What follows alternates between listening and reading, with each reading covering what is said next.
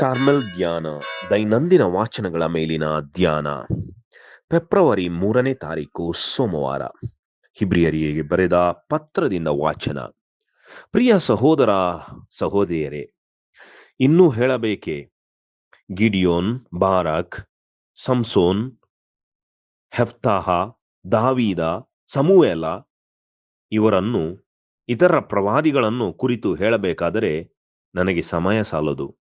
ಇವರು ವಿಶ್ವಾಸದಿಂದಲೇ ರಾಜ್ಯಗಳನ್ನು ಗೆದ್ದರು, ನ್ಯಾಯ ನೀತಿಯಿಂದ ಆಡಿದರು, ದೇವರಿಂದ ವಾಗ್ದಾನವನ್ನು ಪಡೆದರು, ಸಿಂಹಗಳ ಬಾಯಿಯಿಂದ ಬಂಧಿಸಿದರು, ಅಗ್ನಿ ಜ್ವಾಲೆಗಳನ್ನು ಆರಿಸಿದರು, ಖಡ್ಗದ ಬಾಯಿಯಿಂದ ತಪ್ಪಿಸಿಕೊಂಡರು, ಬಲಹೀನರಾಗಿದ್ದರು ಬಲಿಷ್ಠರಾದರು, ಯುದ್ಧದಲ್ಲಿ ಪರಾಕ್ರಮಶಾಲಿಯಾದರು, ಶತ್ರುಗಳ ಸೈನ್ಯವನ್ನು ಸದೆಬಡಿದರು. ವಿಶ್ವಾಸದಿಂದಲೇ ಮಹಿಳೆಯರು ಮೃತರಾಗಿದ್ದ ತಮ್ಮವರನ್ನು ಮರಳಿ ಜೀವಂತರಾಗಿ ಪಡೆದರು.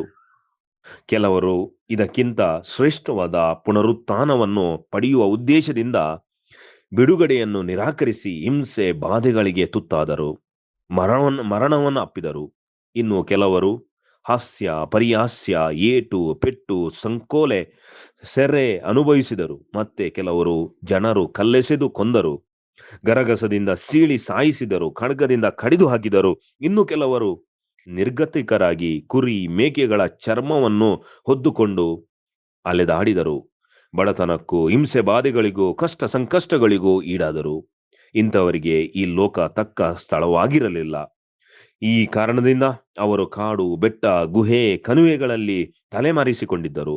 ಇವರೆಲ್ಲರೂ ವಿಶ್ವಾಸ ಉಳ್ಳವರಾದ್ದರಿಂದ ಸಜ್ಜನರೆಂದು ಹೆಸರುವಾಸಿಯಾದರು. ಆದರೂ ದೇವರು ವಾಗ್ದಾನ ಮಾಡಿದ ಸತ್ಫಲಗಳನ್ನು ಸವಿಯಲಿಲ್ಲ. ಏಕೆಂದರೆ ದೇವರು ನಮಗೆಲ್ಲರಿಗೂ ಶ್ರೇಷ್ಠವಾದ ಯೋಜನೆಯನ್ನು ರೂಪಿಸಿ ನಮ್ಮೊಡನೆ ಅಂದಿನ ವಿಶ್ವಾಸಿಗಳು ಸಿದ್ಧಿಗೆ ಬರಬೇಕೆಂದು ಸಂಕಲ್ಪಿಸಿದ್ದಾರೆ. ಪ್ರಭುವಿನ ದೇವರ ವಾಕ್ಯವಿದು. ದೇವರಿಗೆ ಕೃತಜ್ಞತೆ ಸಲ್ಲಲಿ. ಕಾರ್ಮೆಲ್ ಧ್ಯಾನವನ್ನು ಆಲಿಸುವ ಪ್ರೀತಿಯ ಸಹೋದರ ಮತ್ತು ಸಹೋದರಿಯರೇ, ಇಂದು ಇಬ್ರಿಯರಿಗೆ ಬರೆದ ಪತ್ರದಿಂದ ನಾವು ವಾಚನವನ್ನು ಕೇಳಿದೆವು. ಇವತ್ತಿನ ವಾಚನ ಪೂರ್ವಜರು ಹೇಗೆ ವಿಶ್ವಾಸಕ್ಕೆ ನಿದರ್ಶನರಾಗಿದ್ದಾರೆ ಮತ್ತು ಆದರ್ಶಪ್ರಾಯರಾಗಿದ್ದಾರೆ ಎಂಬುದನ್ನು ಉಲ್ಲೇಖಿಸುತ್ತದೆ. ಹಳೆಯ ಒಡಂಬಡಿಕೆಯಲ್ಲಿ ವಿಶ್ವಾಸ ಎಂಬ ಆಯುಧದಿಂದ ಅವರು ಯುದ್ಧ ಮಾಡಿದರು. ಆ ಆಯುಧದಿಂದಲೇ ಅವರು ಗೆದ್ದರು. ಏನೆಲ್ಲ ಮಾಡಿದರು? ರಾಜ ಯುದ್ಧಗಳನ್ನು ಮಾಡಿ ಪರಾಕ್ರಮಿಯಾದರು,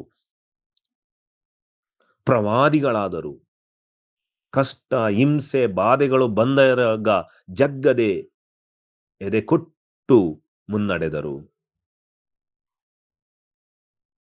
ವಿಶ್ವಾಸಕ್ಕಾಗಿ ಸೆರೆ ವಾಸ, ಗುಹೆ, ಅಡವಿಗಳಲ್ಲಿ ಜೀವಿಸಿದರು. ಹೇಗೆ ವಿಶ್ವಾಸ ಒಬ್ಬ ವ್ಯಕ್ತಿಗೆ ಭರವಸೆಯನ್ನು ನೀಡಬಲ್ಲದು ಎಂಬುದನ್ನು ಈ ವಾಚನ ಉಲ್ಲೇಖಿಸುತ್ತದೆ. ಪ್ರೀತಿಯ ಸಹೋದರ ಮತ್ತು ಸಹೋದರಿಯರೇ, ವಿಶ್ವಾಸ ಬಹಳ ಒಂದು ತಳಹದಿ ನಮ್ಮ ಜೀವನದಲ್ಲಿ, ನಮ್ಮ ಜೀವನವನ್ನು ಕಟ್ಟಲು. ಈ ಲೋಕದ ವಿಶ್ವಾಸ ಇದೆ. ಲೋಕದ ವಿಶ್ವಾಸ ಯಾವುದೆಂದ್ರೆ, ಈ ಲೋಕದಲ್ಲಿ ವಸ್ತುಗಳ ಮೇಲೆ ವಿಶ್ವಾಸ. ಅನೇಕ ಬಾರಿ ನಾವು ಚಿಂತಿಸ್ತೇವೆ, ದುಡ್ಡಿದ್ರೆ, ಸೈಟ್ ಇದ್ರೆ, ಬ್ಯಾಂಕಲ್ಲಿ ಬ್ಯಾಲೆನ್ಸ್ ಇದ್ರೆ, ಕಾರ್ ಇದ್ರೆ, ಯಾವುದೇ ಪ್ರಾಪಂಚಿಕ ವಸ್ತುಗಳಿಂದ ನಮಗೆ ಸುಭದ್ರತೆ, ಭದ್ರತೆ ಸಿಗ್ತದೆ ಅಂತ. ಅದು ಒಂದು ರೀತಿಯ ವಿಶ್ವಾಸ, ಪ್ರಾಪಂಚಿಕ ವಿಶ್ವಾಸ. ಇನ್ನು ಕೆಲವರು ತಮ್ಮ ಮೇಲೆ ತಮಗೆ ಅತಿಯಾದ ಆತ್ಮವಿಶ್ವಾಸ. ನಾನು ಸಾಧಿಸ್ತೇನೆ, ನಾನು ಕಲಿಸ್ತೇನೆ ಬುದ್ಧಿ, ನಾನು ತೋರಿಸ್ತೇನೆ ಯಾರಂತ, ನನ್ನ ಹತ್ರ ತೋಳುಬಲ ಇದೆ, ನನ್ನ ಹತ್ರ ನನಗೆ ಗಟ್ಟಿಮುಟ್ಟಾದ ದೇಹ ಇದೆ, ನನಗೆ ಬುದ್ಧಿಶಕ್ತಿ ಇದೆ, ನನಗೆ ಇನ್ಫ್ಲುಯೆನ್ಸ್ ಇದೆ, ನನಗೆ ಪದವಿಗಳಿವೆ. ಇದು ಸ್ವತಃ ನಮ್ಮ ಮೇಲೆ ನಮಗೆ ಅತಿಯಾದ ಆತ್ಮವಿಶ್ವಾಸ.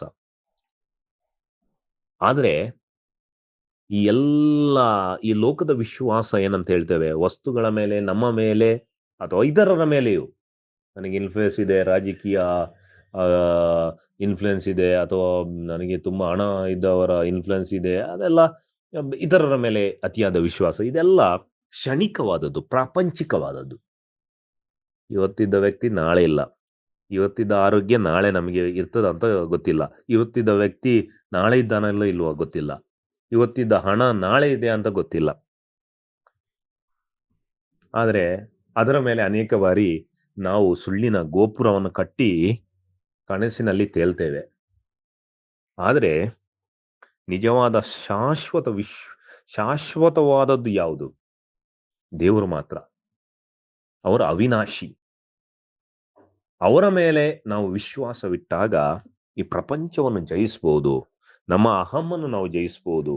ಈ ಆಶಾ ಪಾಶಗಳನ್ನು ನಾವು ಜಯಿಸಬಹುದು. ವಿಶ್ವಾಸ ಎಂಥ ಕಠಿಣ ಪರಿಸ್ಥಿತಿಯಲ್ಲಿಯೂ ನಮಗೆ ಒಂದು ಭರವಸೆಯನ್ನು ನೀಡಬಲ್ಲದು ಎಂಬುದಾಗಿ ಇವತ್ತಿನ ಇಬ್ರಿಯರಿಗೆ ಬರೆದ ಪತ್ರ ನಮಗೆ ಬಹಳ ಸವಿಸ್ತಾರವಾಗಿ ಹೇಳುತ್ತದೆ. ದೇವರನ್ನು ಮೆಚ್ಚಿಸಲು ಮತ್ತು ದೇವರ ಆಶೀರ್ವಾದವನ್ನು ಪಡೆಯಲು ಇರುವ ಏಕೈಕ ಮಾರ್ಗ ವಿಶ್ವಾಸ. ಅವರಲ್ಲಿ ವಿಶ್ವಾಸ, ಆತ್ಮವಿಶ್ವಾಸ, ಒಂದು ಸಣ್ಣ ವಿಶ್ವಾಸ. ವಿಶ್ವಾಸ ಅಂತ ಹೇಳುವಾಗ ನಾವು ದೊಡ್ಡ ಧರ್ಮ ಪಂಡಿತರಾಗಬೇಕಂತಲ್ಲ. ದೇವರು ನನ್ನ ತಂದೆ, ದೇವರು ನನ್ನನ್ನು ಮುನ್ನಡೆಸ್ತಾರೆ, ದೇವರು ನನ್ನನ್ನು ಪ್ರೀತಿಸ್ತಾರೆ. ಈ ವಾಕ್ಯಗಳ ನಿಜವಾದ ಅನುಭವ ನಮಗೆ ಆದ್ರೆ ಸಾಕು. ನಮ್ಮ ಜೀವನದ ದೃಷ್ಟಿಕೋನವೇ ಬದಲಾಗ್ತದೆ. ಅನೇಕ ಬಾರಿ ನಾವು ಹೇಳ್ತೇವೆ, ದೇವರಿದ್ದಾರೆ, ದೇವರು ನೋಡ್ತಾರೆ, ನಾವು ಪರಲೋಕದಲ್ಲಿರುವ ನಮ್ಮ ತಂದೆ ಅಂತ ಹೇಳ್ತೇವೆ ಪ್ರಾರ್ಥನೆಯಲ್ಲಿ. ದೇವರು ನನ್ನನ್ನು ಪ್ರೀತಿಸ್ತಾನೆ ಅಂತ ಹೇಳ್ತೇವೆ. ಆದ್ರೆ ಇದು ನಮ್ಮ ಹೇಳಿಕೆಗೆ ಮಾತ್ರ ಸೀಮಿತವಾಗ್ತದೆ. ಅದರ ಅನುಭವ ಮತ್ತು ಅದರ ನಿಜವಾದ ಅರ್ಥ ನಮ್ಮ ಹೃದಯದಲ್ಲಿ ಇಳಿದಿರುವುದಿಲ್ಲ. ಆದ್ರೆ ಇದರ ಅನುಭವ ನಮಗೆ ಸಂತರಿಗೆಲ್ಲ ಈ ಈ ಒಂದು ಸಣ್ಣ ವಿಷಯದ ಆಳವಾದ ಅನುಭವ ಆಗಿರ್ತದೆ. ಅದಕ್ಕೆ ಅವರು ಯಾರಿಗೂ ಹೆದರುವುದಿಲ್ಲ. ಒಬ್ಬ ವಿಶ್ವಾಸಿ ಅಥವಾ ಒಬ್ಬ ಭಕ್ತ, ಒಬ್ಬ ದೇವರಲ್ಲಿ ವಿಶ್ವಾಸ ಇಟ್ಟವನಿಗೆ, ಒಳ್ಳೆ ಕಾರ್ಯ ಮಾಡಿದವನಿಗೆ ಕಷ್ಟ ಸಂಕಷ್ಟ ಬರುವುದಿಲ್ಲ ಅಂತ ಅರ್ಥ ಅಲ್ಲ. ಅವನ ಜೀವನದಲ್ಲಿಯೂ ಅನೇಕ ಕಷ್ಟ ಸಂಕಷ್ಟಗಳು ಎಲ್ಲವೂ ಬರ್ತವೆ. ಆದ್ರೆ ಅದನ್ನು ಮೀರಿ ನಿಲ್ಲುವಂತಹ ಶಕ್ತಿ ಆತನ ವಿಶ್ವಾಸದಿಂದ ಬರ್ತದೆ. ಆ ಕಷ್ಟ ಸಂಕಷ್ಟಗಳನ್ನು ವಿಫಲಗೊಳಿಸುವಂತಹ ದೃಢ ಶಕ್ತಿ ಆ ವಿಶ್ವಾಸದಿಂದ ಬರ್ತದೆ. ಎಲ್ಲವನ್ನು ಕಳೆದುಕೊಂಡ್ರು ದೇವರು ನನ್ನ ಕೈ ಬಿಡುವುದಿಲ್ಲ ಎಂಬ ಭರವಸೆ ಆತನಲ್ಲಿ ಆ ವಿಶ್ವಾಸದ ಬೆಳಕಿನಿಂದ ಮೂಡ್ತದೆ. ಪ್ರಿಯರೇ, ಇಂತಹ ವಿಶ್ವಾಸಕ್ಕಾಗಿ ನಾವು ಪ್ರಾರ್ಥಿಸೋಣ. ವಿಶ್ವಾಸ ದೇವರ ಕೊಡುಗೆ ಮತ್ತು ಮನುಷ್ಯನ ಸಹಕಾರ ಕೂಡ. ದೇವರು ನಮಗೆ ಈ ಕೊಡುಗೆಯನ್ನು ಧರ್ಮಾರ್ಥವಾಗಿ ಕೊಡುಗೆಯಾಗಿ ನೀಡಿದ್ದಾರೆ, ವಿಶ್ವಾಸವನ್ನು. ಆದರೆ ಆ ವಿಶ್ವಾಸಕ್ಕೆ ನಾವು ಪ್ರತಿಸ್ಪಂದನೆ ಮಾಡಬೇಕು, ಸಹಕಾರ ಮಾಡಬೇಕು. ಆಗ ಮಾತ್ರ ನಾವು ವಿಶ್ವಾಸದಲ್ಲಿ ಬೆಳೆಯಲು ಸಾಧ್ಯ. ನಾವು ಹೇಗೆ ವಿಶ್ವಾಸದಲ್ಲಿ ಬೆಳೆಯುವುದು? ಪ್ರತಿನಿತ್ಯ ವಿಶ್ವಾಸ ನಿವೇದನೆ ಮತ್ತು ಪ್ರಾರ್ಥನೆ ಮಾಡುವುದರ ಮೂಲಕ ದೇವರು ನನ್ನೊಂದಿಗಿದ್ದಾರೆ, ದೇವರು ನನ್ನಲ್ಲಿದ್ದಾರೆ, ದೇವರು ನನ್ನನ್ನು ಪ್ರೀತಿಸ್ತಾರೆ, ಈ ಒಂದು ಮಂತ್ರವನ್ನು ನಾವು ಜಪಿಸುವ ಮೂಲಕ ನಮ್ಮನ್ನು ಒಂದು ವಿಶ್ವಾಸ ಮೂಡುತ್ತದೆ. ಮತ್ತು ವಿಶ್ವಾಸದ ಕೆಲಸಗಳನ್ನು ಮಾಡುವುದರ ಮೂಲಕ ಇತರರಿಗೆ ಸಹಾಯ ಮಾಡುವುದು, ಪ್ರೀತಿಸುವುದು, ಇತರರ ಮೇಲೆ ದಯೆಯನ್ನು ತೋರಿಸುವುದು, ಕ್ಷಮಿಸುವುದು, ಇದೆಲ್ಲ ವಿಶ್ವಾಸದ ಕಾರ್ಯಗಳು. ಮತ್ತು ದೇವರ ವಾಕ್ಯವನ್ನು ಓದುವುದರ ಮೂಲಕ ಹೀಗೆ, ಮತ್ತು ದೇವರಲ್ಲಿ ನನ್ನ ವಿಶ್ವಾಸವನ್ನು ಹೆಚ್ಚಿಸು ಅಂತ ಬೇಡುವುದರ ಮೂಲಕ ನಾವು ವಿಶ್ವಾಸವನ್ನು ಹೆಚ್ಚಿಸಬಹುದು. ಪ್ರಿಯರೇ, ಕಾರ್ಮೆಲ್ ಧ್ಯಾನ, ದೈನಂದಿನ ವಾಚನಗಳ ಮೇಲಿನ ಧ್ಯಾನ, ಇದು ಕಾರ್ಮೆಲ್ ಗುರುಗಳ ಕೊಡುಗೆಯಾಗಿದೆ. ಇಂದಿನ ಈ ಧ್ಯಾನವನ್ನು ನಿಮಗೆ ನೀಡಿದ್ದಾರೆ 1ನೇ ಸ್ವಾಮಿ ವಿಜಯ್ ಡಿಕಾಸ್ಟಾ. ವಂದನೆಗಳು. ಆಮೇನ್.